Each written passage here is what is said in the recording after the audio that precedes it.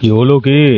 বেলা 10টা বাজতে চললো, চাটা কি আজকে পাবো না নাকি? হ্যাঁ, তোমার কি আমাকে দেখে বাড়ির ঝি মনে হয়? যখন তখন এটা চাই ওটা চাই করতে থাকো। সকাল সকাল আবার তোমার নাটক শুরু হলো? আমার সবকিছুই তো তোমার নাটক মনে হয়। সেই কবে বিয়ে করে এসেছিলাম, তারপর থেকে খাটতে খাটতে জীবনটা একেবারে রসাতলে চলে গেল। মোটে তো করো 2 রান্না, তার আবার এত বড় বড় লেকচার? তাই দুই রান্নায় যখন এতই সহজ, তাহলে তো তুমিই করতে পারো। বিয়ের আগে যদি একটু পড়াশোনা করতাম, তাহলে আজকে আর এই দিন দেখতে হতো না। কি? কে বললে? মেয়ে মানুষের আবার পড়াশোনা? হ্যাঁ, হাসালে গিন্নি। তোমাদের জন্য ওই হেসেলে ঠিক আছে, বুঝলা? কেন, মেয়েদের কি পড়াশোনা করার কোনো অধিকার নেই নাকি? সে কোথায় কারা করে আমার জানবার দরকার নেই। আমার বাড়িতে থাকতে হলে আমার মতো করেই চলতে হবে। এই জন্যই বলে, যুগ যতই পাল্টাক, সময় যতই পাল্টাক, কিছু মানুষের মানসিকতা কোনোদিনও পাল্টাবে না। এ, আমার বাড়িতে থাকবে, আমার টাকায় গিলবে, আর আমাকে নিচু মানসিকতা বলা? এই, এত বড় কথা! মেরে মুখ ভেঙে দেব। এই কি কথা বাবু, মানে আপনি এরকম করে চিল্লাচ্ছেন কেন? গিন্নিমার ওপর কি হয়েছে? এই এলো সব ছোট লোকের দল। এই, আমার এখন তোদের কৈফিয়ত দিতে হবে যে আমি চেল্লাবো কি চেল্লাবো না? এই, তোমাদের কর্তাবাবুর কথা বাদ দাও, আমি একটা ঘোষণা করতে চাই এই মুহূর্তে। কি ঘোষণা গিন্নিমা? আমি আজকের পর থেকে এই বাড়িতে কি এই গ্রামেই আর থাকবো না। তোমরা কে কে আমার সাথে যেতে চাও? আপনি একদম চিন্তা করবেন না গিন্নিমা, আমরা আপনার পাশে আছি। আপনি যেখানেই যান না কেন, আমরা আপনার সাথে পাশে সব সময় আছি। অনেক দম হয়েছে না? দেখে যাও যাও। কদিন পরে সব কটা সেই লেজ গুটিয়ে আমার পায়ের কাছে এসে পড়তে হবে। তখন দেখবো এত লেকচারের কি হয়। বেশ, তবে আজকের পর থেকে এই গ্রাম দুটি ভাগে বিভক্ত হলো। আরে বাহ, গ্রামের মাঝখানে জমিটা বেশ ভালো চকচকে কচু ধরেছে তো। দেখেই জিভে জল চলে আসছে। কি গো বিমল দা, তুমি ওরকম লোভীর মতো কচুগুলোর দিকে তাকিয়ে আছো কেন? হ্যাঁ, এই অরুণ, ভদ্রভাবে কথা বল। তুই কাকে লোভী বলছিস? আমাকে দেখে কি তোর ভিখিরি মনে হচ্ছে? তোর ভিডিও পেতে পাশে থাকা সাবস্ক্রাইব বাটন টিপে বেল আইকনে ক্লিক করে পাশে থাকবেন। লোভ না হলে কি আর ওইভাবে অন্য গ্রামের কচুর দিকে তাকিয়ে থাকতে? হ্যাঁ, জম্মে কচু দেখোনি? শখ কম না। কে বলেছে এটা তোদের গ্রামের জমি? এটা আমাদের কর্তাবাবুর জমি। এই এসে যে বড় কথা হচ্ছে আমচা, এটা আমাদের গিন্নিমার জমি। এই জমির উপর শুধুমাত্র আমাদের গিন্নিমার অধিকার আছে। তুই কিন্তু তখন থেকে অনেক বড় বড় কথা বলে যাচ্ছিস। এরপর কিন্তু আমি আর এক মুহূর্ত সহ্য করব না, বলে দিলাম। কেন, কি করবে তুমি? হ্যাঁ, কি করব দেখবি? দেখ তবে, এই নে। আমিও আমিও হাতে চুরি পড়ে নাই। এই নাও। তুই করছিস কি এবার মারামারি করছিস কেন? আরে আরে, ছাড় ছাড় ছাড় রে বাবা। ইয়ে, গ্রামবাসী এসে গেল বলে বেঁচে গেলে, নইলে আজকে না তোমাকে আমি ছালটা ছাড়িয়ে নিয়ে চলে যেতাম। কর্তাবাবু, কর্তাবাবু বাড়িতে আছেন? আবার কোন ভিখারি এলো সকাল সকাল? যাই দেখি গিয়ে।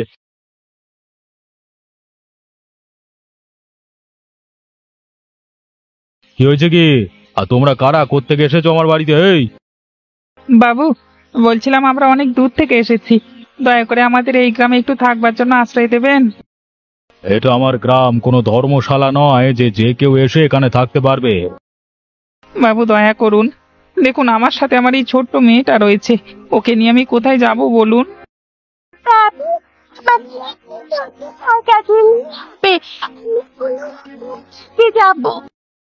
ওইটুকু মেয়েকে তো ভালোই কথা শিখিয়ে নিয়ে এসেছো দেখছি। তা কি কাজ করো তুমি? বাবু আমি তো জুতো পালিশ করি। ঠিক আছে, তাহলে আমার জুতোটা পালিশ করে দাও দেখি তুমি কত ভালো পালিশ করতে পারো। হ্যাঁ বাবু, অবশ্যই অবশ্যই, দিন দিন আপনার জুতোটা দিন।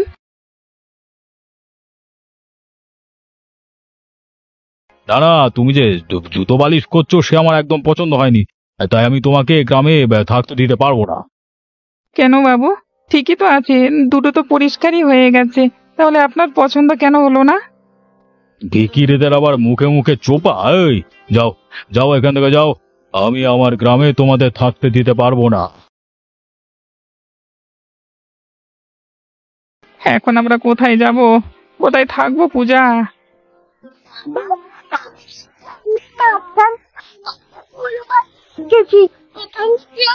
না, আমরা আজকে থাকবো।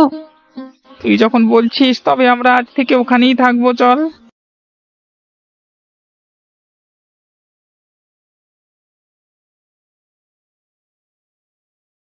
গিন্নি, আরে ও গিন্নি, কোথায় গেলে গো? শুনে যাও আজকে কি হয়েছে।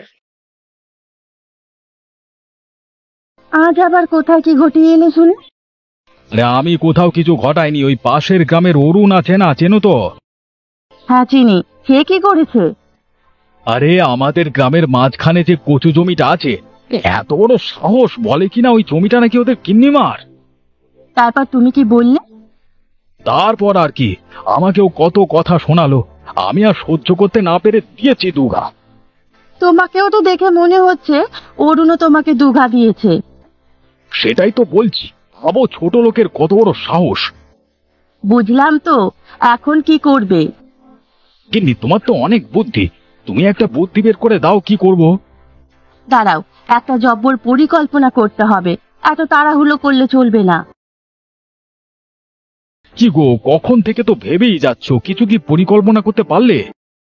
আমি বলি কি, ওসব পরে ভাবা যাবে। আগে চলো নিশিকান্ত বাবুর বাড়িতে যাই, গিয়ে অরুণের ব্যাপারে নালিশ করে আসি। তাতে কি হবে? তাতেই তো খেলাটা জমবে। তুমি আমার উপর একটু ভরসা করেই দেখো না।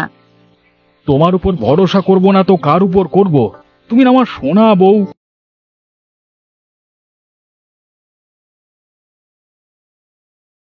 বাহ, এই কদিনের রোদ জলে আমার কচুর জমিটাতে বেশ ভালোই তরতাজা কচু হয়েছে।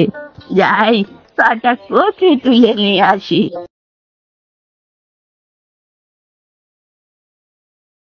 বাপ, আজকে কিছু কচু ভালো করে রান্না করে আমাদের গ্রামে খাওয়াবো। তাতে তিনি যদি খুশি হয়, আমাকে কিছু টাকা দিয়ে সাহায্য করেন। গিন্নিমা, ও গিন্নিমা, বাড়িতে আছেন? কে ডাকে? ও বুড়ি, এসো এসো, ভেতরে এসো। তা তোমার হাতে ওটা কি? আসলে আমি আজকে তোমার জন্য নিজে হাতে কচু রান্না করে এনেছি। এ দেখো তো কেমন হয়েছে। আরে বাহ, তাই নাকি? তাহলে তো মনে হচ্ছে আজকে দুপুরের খাওয়াটা একদম জমে যাবে। আগে খেয়ে তো দেখো, তারপর না হয় প্রশংসা করো।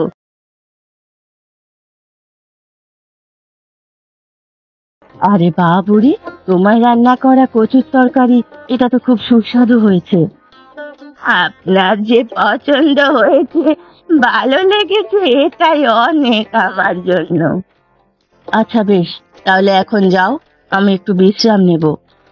ইন্দিমা বলছি, আমার একটু কথা ছিল আপনার সাথে। বলো, কি কথা বলার আছে? ইন্দিমা, আপনি তো জানেন আমার সংসারের কি অবস্থা, তাই বলছিলাম আমার যদি কিছু টাকা দিতেন আমার খুব উপকার হতো। ও বুড়ি, তাহলে তোমার পেটে পেটে এটা ছিল, আমাকে ওই কচুর তরকারি খাইয়ে এখন টাকা আদায় করতে চাইছো? না, আসলে মানে আমি তো। তোমার কোনো বাপ আমার কাছে টাকা রেখে গেছিল যে আমি তোমাকে টাকা দিতে যাব? বললাম তো দূর হয়ে যাও, আমার বাড়ি থেকে দূর হয়ে যাও, আমি কোনো টাকা দেব না তোমাকে।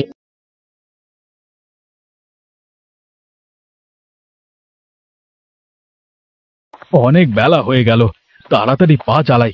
নিশিকান্ত বাবুর বাড়িতে গিয়ে কালকে গিন্নি যা যা শিখিয়ে দিয়েছে সব বলতে হবে।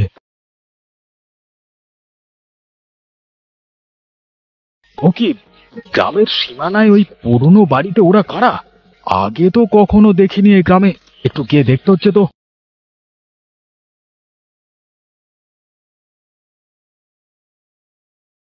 বলছি, শুনছেন? আপনারা কারা, কোত্থেকে এসেছেন? আপনাদের তো এই গ্রামে আগে কখনো দেখিনি। আমাকে কিছু বলছেন? হ্যাঁ, আপনাকেই বলছি, কোত্থেকে এসেছেন? আর পুরো বাড়িতেই বা থাকছেন কেন? আসলে আমাদের থাকার কোনো জায়গা নেই, তাই এই গ্রামের মোড়ল বাবুর কাছে গেছিলাম একটু আশ্রয় পাবার আশায়, কিন্তু তিনি আমাদের তাড়িয়ে দিলেন, তাই আমরা এখানে এসে আশ্রয় নিয়েছি। কিন্তু আমার কেন জানি এদের ওপর সন্দেহ হচ্ছে।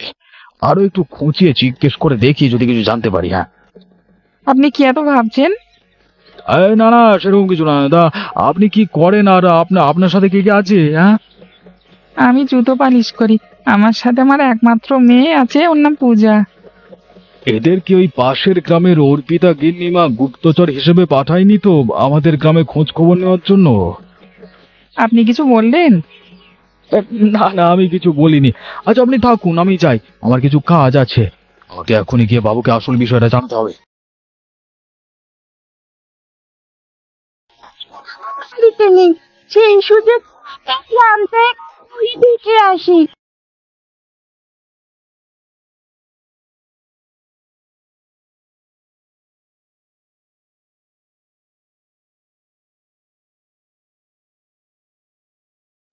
গ্রামটা এত সুন্দর, চারপাশটা এত ভালো, কিন্তু জায়গাটা দিয়ে ভালো কেন?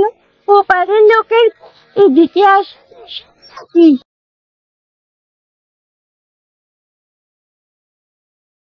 খুকি, ও খুকি, তোমার বাড়ি কোথায়? তোমাকে তো এই গ্রামে দেখিনি কোনোদিন। বুড়ি, তাই চিনতে পারছি না। ও আচ্ছা আচ্ছা, বুঝলাম। এইদিকে কি করতে এসেছো? কোনো দরকার নাকি? না না, কোনো দরকার না। আমি আসলে গ্রামটা ঘুরে দেখতে এসেছিলাম, কিন্তু আমার মনে একটা প্রশ্ন আছে, আমি তোমাকে জিজ্ঞেস করব। হ্যাঁ, বলো খুকি, কি জানতে চাও তুমি? আসলে গ্রামটা খুব সুন্দর, কিন্তু এই গ্রামের মাঝখানে এরকম একটা জায়গাটা দিয়ে পাগল। সে অনেক বড় ঘটনা মা। আসলে এই গ্রামের মোড়ল আর গিন্নিমার মধ্যে একদিন বিরাট ঝামেলা হয়। তারপর থেকেই দুজন দুই গ্রামে আলাদা হয়ে যায়। সমস্যা বুঝবে, সবাই একসাথে থাকে আর কিছু করা যায় না, আলাদা থাকলে সমস্যা। সেটা তো আমিও বুঝতে পারি, কিন্তু কি করব বলো? না, আমি এক পরিকল্পনা করেছি, যেভাবেই হোক এই দুটো গ্রাম করতেই হবে। ঠিক আছে, তুই ভেবে দেখ যদি কিছু করতে পারিস।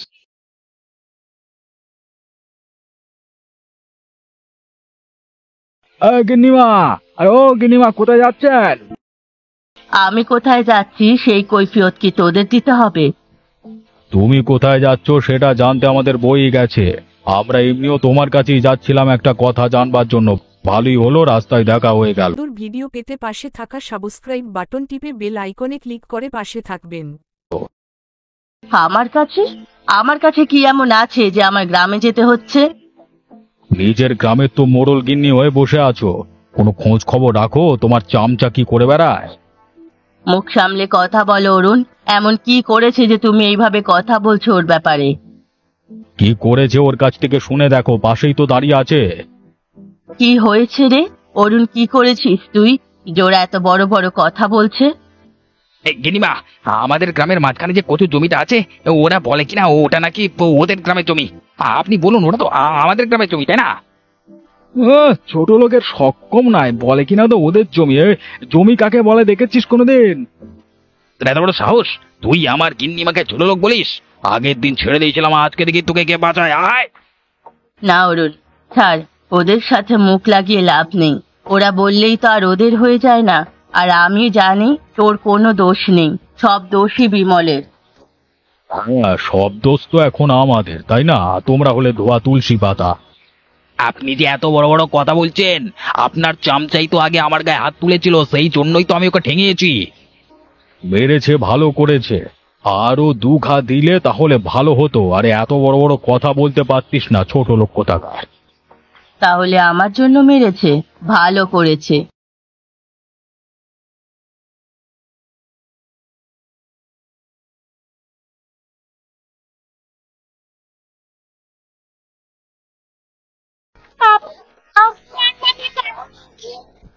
তুই যাই রান্না করিস তাই আমার কাছে খুব অমৃত রে, খুব ভালো হয়েছে। আচ্ছা বাবা, জান আজকে আমি গ্রামে বেরিয়েছিলাম, তখন অনেক জানতে পারলাম এই গ্রামের ব্যাপারে। কেমন জানতে পারলে পূজা? আসলে আমরা যে দুটো গ্রাম দেখছি, সেটা আগে একটা গ্রাম ছিল, পরে হয়ে গেছে। হ্যাঁ রে মা পূজা, আমিও আজকে দেখলাম এই দুই গ্রামের মধ্যে অনেক হিংসে বিদ্বেষ জমে রয়েছে, সেই জন্যই দুটো গ্রাম আলাদা ভাগে ভাগ হয়ে গেছে। বাবা, আমি এক পরিকল্পনা করেছি, যেটা দুটো গ্রামের মধ্যে মিশে যাবে আর আগের মতো ভাগ হয়ে যাবে। তুই কি করবি আর কিভাবেই বা করবি যাতে দুটো গ্রাম আবার এক হয়ে যায়? আরে বাবা, দেওয়ালির কাজ আছে, তবে জোরে জোরে কথা বলো না, কে কখন কান পেতে শুনে নেবে, তখন আমাদের সব পরিকল্পনা জলে যাবে। আচ্ছা ঠিক আছে, আমি না হয় জোরে কথা বলছি না, তুই আমাকে ফিস ফিস করেই বল যে তুই কি পরিকল্পনা করেছিস। হ্যাঁ বাবা, শোনো।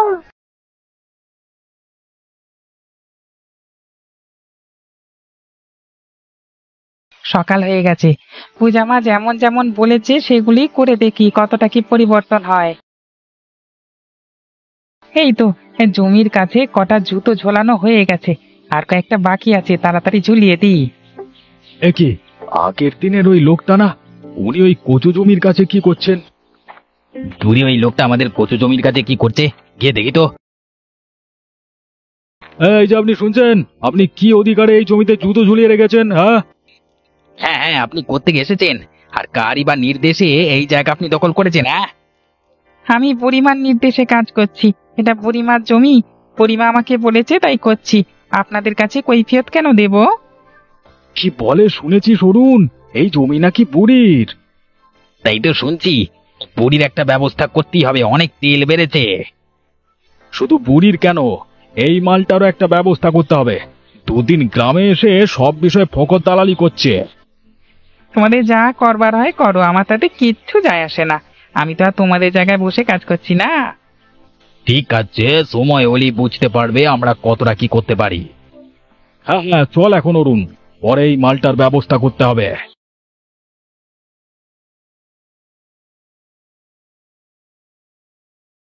পূজামা, পূজামা কোথায় আছিস? শুনে যাই দিকে কি ঘটেছে।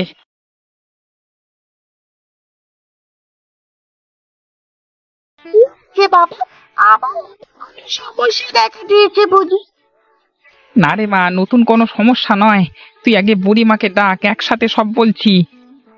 আচ্ছা, আছি বুড়িমা। বাবাকে এই তো আসছি, বল কি বলবি, আবার কিছু হয়েছে নাকি? না না বুড়িমা, সেরকম কিছু না, আসলে পূজা আমাকে কালকে রাতে যা যা বলেছিল আমি সেরকমই কাজ করেছি, সেটা কাজে দিয়েছে।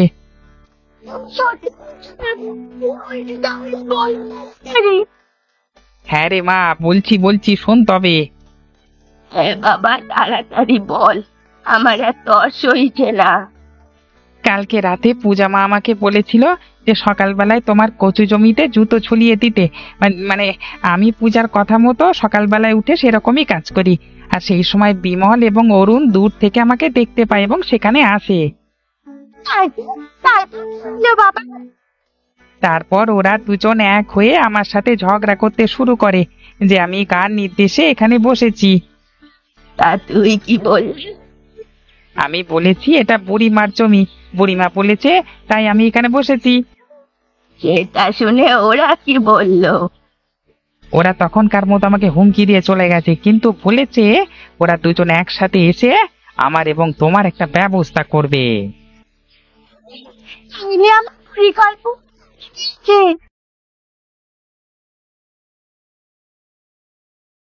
বুড়ি, এ বুড়ি, ঘরের মধ্যে কোথায় লুকিয়ে আছিস? বাইরে বেরিয়ে আয়, বাইরে, আরে বাইরে আয় রে। এই বুড়ি অনেক শেয়ানা, এত সব কাণ্ড ঘটিয়ে এখন ঘরের মধ্যে ঘাপটি মেরে বসে থাকা হচ্ছে। বাবু, আপনি একবার বলুন, আমি মালটাকে টেনে এই জায়গায় একবার বের করে নিয়ে চলে আসছি, বলুন। ওরে, এই শুনতে পাচ্ছি না, কখন থেকে ডাকছি, মোটরে গেল নাকি? এই কি হয়েছে কি? তোমরা সবাই দল বেঁধে এভাবে বুড়িমার ঘরের সামনে চেল্লামিল্লি করছো কেন? এটাকে আবার কোথা থেকে জুটিয়েছো? দল ভারী করেছো নাকি? কিনিমা, এটা তো সেই মালটা যে আগের দিন ওই কচি জমিটার সামনে বসে ফকর দালালি করছিল। এটা নাকি বুড়ির জমি বলছিল। তাই নাকি? তো কি বলেছিস তুই? এটা ওই বুড়ির জমি? এই মেরে মুখ ভেঙে দেবো রে! এই যত বড় মুখ নয় তত বড় কথা। ভুল তো কিছু বলেনি, এই জমিটা তো আসলে আমারই জমি। দেখো বুড়ি, অনেকক্ষণ ধরে তোমার বাতেলা শুনে যাচ্ছি, আর শুনবো না। তোমাকে শেষবারের মতো বলে যাচ্ছি, বেশি বাড়াবাড়ি করো না, এর ফল কিন্তু ভালো হবে না। ওরা আমাকে এখানে খুন করে শেষ করে দিলেও আমি এই কচু ক্ষেত ছেড়ে যাব না। এটা আমার কচু ক্ষেত। তবে তো তোমাকে তাহলে আসলেই মরতে হবে। তুমি তাহলে তার জন্য প্রস্তুত হও। ওদের যা ইচ্ছে তোরা তাই কর। বললাম তো, আমার শরীরে যতদিন প্রাণ আছে আমি এই জমি কারো হতে দেব না। ঠিক আছে, এই বুড়ির সাথে মুখ লাগিয়ে লাভ নেই। চলো আমরা এখন এখান থেকে যাই। সোজা আঙুলে ঘি না উঠলে আঙুল কিভাবে বেঁকাতে হয় সেটা আমরা দেখিয়ে দেব। বুড়ি, তোমার পটল তোলার টিকিট তাহলে কনফার্ম হয়ে গেল। হ্যাঁ, আমরা চললাম।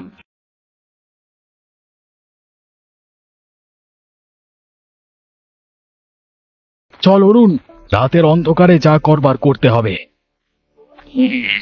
চলো চলো, আজকে এই বুড়ি আর এই দুই চামচা একদম পুড়ে বেগুন পোড়া হয়ে যাবে। আরে এখন কথা বলিস না, চুপি চুপি চল, কেউ জানতে পারলে বিপদ হয়ে যাবে। এই তো এসে গেছি। তুমি দেশলাইটা এনেছো তো? শুভ কাজটা আমি শুরু করি দাও।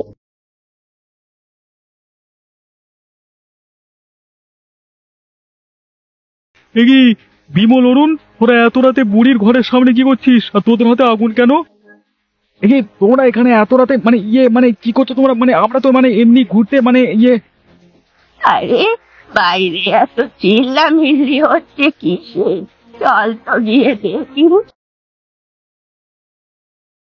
এত রাতে ঘুরতে এসেছিস? নাটক করবার আর জায়গা পাসনি নাকি? আর হাতে আগুন নিয়ে কে ঘুরতে আসে শুনি? আরে কি তোমরা সবাই এত রাতে এখানে কি করছো? আরে কি বিমল, অরুণ, তোরা এখানে কি করছিস? তোদের হাতে আগুন কেন? আরে তোমরা বুঝতে পারছো না, এই দুই মিচকে শয়তানের পেটে সব সময় শয়তানি বুদ্ধি ঘোরে। আরে এরা কি লোকের ভালো করতে পারে? দেখো আজকে বুড়িমার ক্ষতি করতে এসেছিল, এখন ধরা পড়ে মিনমিন করছে। মালগুলোকে ধরো যেন পালাতে না পারে। ওদের এখানে পিটিয়ে আত্মরা করে দাও, তাহলে বুঝতে পারবে কারো ক্ষতি করবার ফল কি হয়। আরে না না, তোমরা ওদের মেরো না। ওদের এখন এখানে এই অবস্থায় ফেলে রাখো, বাঁধা অবস্থায়। কালকে সকালে ওদের বিচার হবে।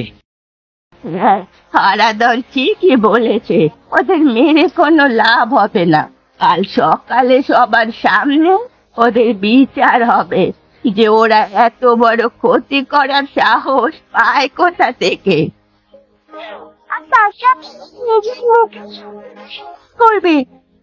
ঠিক আছে বুড়িমা, তোমরা যা বলবে তাই হবে। এই ওদেরকে এখানে সবাই বেঁধে রাখতো যেন পালাতে না পারে।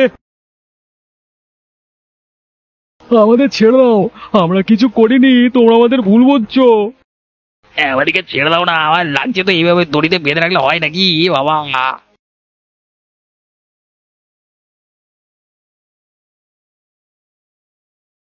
সবাই শোনো, এই নিশিকান্ত মানে আমাদের গ্রামের মোড়ল আর এই গিন্নিমা দুজনে মিলে পরিকল্পনা করে কাল আমাদেরকে পুড়িয়ে মারতে চেয়েছিল। ছি ছি ছি ছি, আপনারা গ্রামের এত গণ্যমান্য ব্যক্তি হয়ে এরকম একটা সাধারণ গরিব বুড়িমাকে মেরে ফেলতে চাইছিলেন? আপনাদের লজ্জা করে না? আমাদের তোমরা ক্ষমা করে দাও, আমরা নিজেদের টাকার অহংকারে অন্ধ হয়ে ভুলটা করতে যাচ্ছিলাম। আমাদের তোমরা দয়া করে ক্ষমা করে দাও। হ্যাঁ বুড়িমা, আমিও তোমার কাছে হাত জোর করে ক্ষমা চাইছি। আমাকে ক্ষমা করে দাও, এরকম ভুল আর কোনোদিন আমি করব না।